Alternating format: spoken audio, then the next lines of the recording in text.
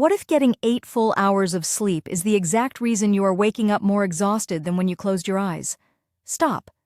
Think about that for a second. You did everything right. You went to bed early, you stayed off your phone, you got your 8 hours, and yet here you are, groggy, foggy, dragging yourself through the morning like your body forgot how to work. That is not a sleep problem. That is a timing problem. And the worst part? You are probably making the same miscalculation every single night without even knowing it. Tonight, that changes. Because in the next 10 minutes, you are going to understand exactly why your sleep is silently failing you, and the one precise adjustment that can shift everything starting as early as tomorrow morning. The answer has nothing to do with how long you sleep. It has everything to do with when you wake up inside your own sleep cycle. Stay with me. Here is why this is not just about feeling a little tired. Chronic sleep disruption, even the kind where you think you slept fine, is directly linked to elevated cortisol, impaired memory consolidation, weakened immune response, and a measurable drop in cognitive performance that researchers at the University of Pennsylvania confirmed in a 2003 study can be as severe as pulling an all-nighter. And the terrifying part is that people who are sleep-deprived consistently underestimate how impaired they actually are. You think you are fine. Your brain is not fine. Decision-making slows, reaction time drops, emotional regulation breaks down, and it compounds every single day you keep making the same timing mistake. This is not about being a little groggy in the morning. This is about the long-term damage quietly stacking up in your brain and body while you assume you are doing enough just by lying in bed for 8 hours. You deserve to actually recover. And right now, most of you are not doing that. So, let us start at the surface. What is actually happening when you sleep? Your brain does not just go dark and reboot, it cycles. Specifically, it moves through 4 distinct stages: light sleep, 2 levels of deep sleep, and REM, and that full cycle takes approximately 90 minutes to complete. Not 60 minutes. Not 2 hours. 90 minutes. Discovered and detailed extensively by sleep researcher Nathaniel Kleitman back in the 1950s, the same scientist who co-discovered REM sleep. This cyclical architecture is one of the most consistent patterns in human biology. On a full night, your brain completes roughly 4 to 6 of these 90-minute cycles. Each one serves a different function. The early cycles are heavy in deep, slow-wave sleep, which is where your body physically repairs tissue and resets your immune system. The later cycles shift toward REM, where your brain consolidates memory, processes emotion, and essentially defragments itself. Both phases are non-negotiable. Cut one short and you pay for it all day. And most of you are cutting them short every single night. Now here is where it gets interesting, and where most sleep advice completely falls apart. You have been told to get 8 hours, but nobody told you that 8 hours lands you in the middle of a sleep cycle. Think about this mathematically.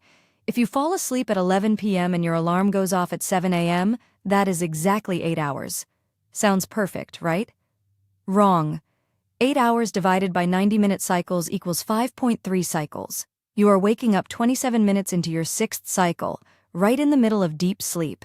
Your brain is in its most restorative phase, and your alarm just dragged you out of it like a hook pulling a fish out of water. That is why you feel worse after 8 hours than you did after 6.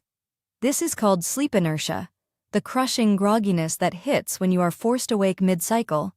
It is not weakness. It is not laziness. It is biology being violated by bad math. The fix is not sleeping longer. The fix is sleeping smarter. And aligning your wake time to the end of a complete cycle instead of the middle of one. But here is the root cause that nobody is talking about. And this is the part that actually changes behavior when you understand it. The problem is not just the math. The problem is that your wake time is fixed, but your sleep onset time is variable. You set your alarm for 7 a.m. every morning. That part is locked in. But what time do you actually fall asleep? Not what time you get into bed. What time you actually lose consciousness. For most people, that gap between lying down and actually falling asleep, called sleep latency, is anywhere from 10 to 30 minutes, sometimes longer. So if you get into bed at 11 p.m. but do not fall asleep until 11:22 p.m., your entire 90-minute cycle calculation is now off by 22 minutes. That shifts every single cycle for the rest of the night. By the time your alarm hits, you are not just slightly off. You could be 40, 50, even 60 minutes deep into a sleep stage you should not be interrupted in. The root cause is that you are calculating from when you got into bed, not from when you actually fell asleep. That one distinction is the difference between waking up refreshed and waking up feeling like you got hit by something. Here is what most sleep content completely skips over. Everyone tells you to optimize your sleep environment: blue light blocking glasses, blackout curtains, white noise machines. And sure, those things help with sleep quality at the margins. But none of them fix a broken wake time. You could have the most perfectly optimized sleep environment on Earth and still wake up demolished because your alarm is going off 45 minutes into a deep sleep cycle. The industry focuses on sleep quantity and sleep quality. Nobody focuses on sleep architecture alignment, which is arguably the most controllable and impactful variable of the three. There is also something called the sleep pressure curve. Your drive to sleep builds throughout the day through adenosine accumulation, a chemical byproduct of being awake. By the time you hit your natural bedtime, adenosine peaks and you get sleepy. But if you shift your sleep and wake times randomly on weekends, what researchers call social jet lag, you reset that pressure curve and throw your entire cycle architecture into chaos for the following week. Monday morning fatigue is not a motivation problem. It is a biology problem that started Saturday night. So here is the full picture assembled. Your sleep runs in 90-minute cycles. Waking at the end of a cycle feels natural and refreshed. Waking mid-cycle feels catastrophic. The number of hours matters less than how those hours align to complete cycles. 5 complete cycles, 7.5 hours, will leave you feeling dramatically better than 8 hours that cuts into cycle 6. To use the 90-minute rule correctly, you work backward from your required wake time. Alarm at 6:30 a.m., count back in 90-minute blocks. 6:30, 5 o'clock, 3:30, 2 o'clock, 12:30, 11 o'clock. Then add 15 minutes for average sleep latency. That means you want to be in bed, lights off, by approximately 10:45 p.m. That gives you 5 complete 90-minute cycles with buffer for falling asleep. You wake up at the natural end of a cycle. No grogginess, no inertia. Your body actually completed what it started. And here is something that amplifies this entire system significantly, because the depth of each individual cycle matters just as much as the timing. A shallow cycle interrupted by noise, temperature, or internal stress is still a wasted cycle, even if the timing is perfect. This is where the architecture and the chemistry of sleep have to work together. All right, here is exactly what you do starting tonight. Step 1. Decide your non-negotiable wake time, the time you must be up. Step 2. Count backward in 90-minute increments. 5 cycles back is your target for most adults, 6 if you're recovering from illness or heavy training. Step 3. Add 15 minutes for sleep onset. That is your lights out time, not in bed time. Lights out. Step 4. Protect the 30 minutes before that time as a wind-down window. No decisions, no screens, no cortisol spikes. Now, about deepening those cycles once your timing is dialed in.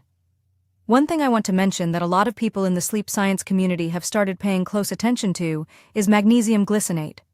Unlike other forms of magnesium, glycinate crosses the blood-brain barrier and directly supports GABA activity, the neurotransmitter responsible for transitioning your brain into slow-wave deep sleep.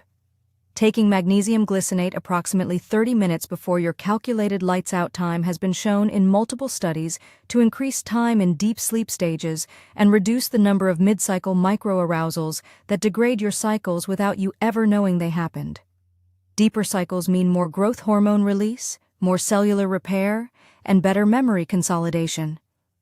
If you want to pair the 90-minute rule with something that actually reinforces it at the biological level, that is the combination worth looking at. Links in the description if you want to check out what we recommend. Now, execute the formula tonight.